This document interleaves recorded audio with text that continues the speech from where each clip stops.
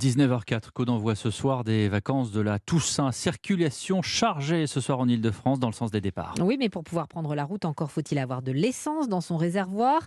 Ça s'améliore puisque seuls 17% ou moins des stations ont encore des problèmes d'approvisionnement. Louise Douillet, vous êtes dans une station-service d'Arcueil dans le Val-de-Marne où il ne reste que du gasoil et il n'y a pas foule.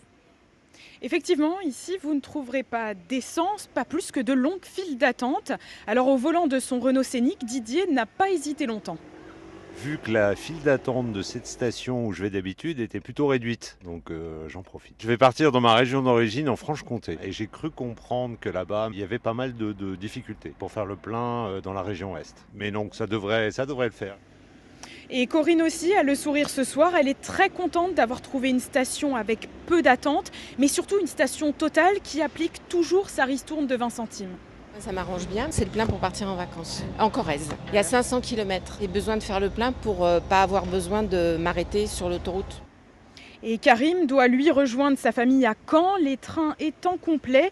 Il est soulagé d'avoir pu trouver une station pour réaliser ces quelques kilomètres. À peu près 200 à l'aller et je rentrerai dimanche avec 200 supplémentaires. Je préfère avoir un plan ici et partir avec l'esprit tranquille. Parce que j'ai la crainte de ne pas en avoir là-bas, en Normandie.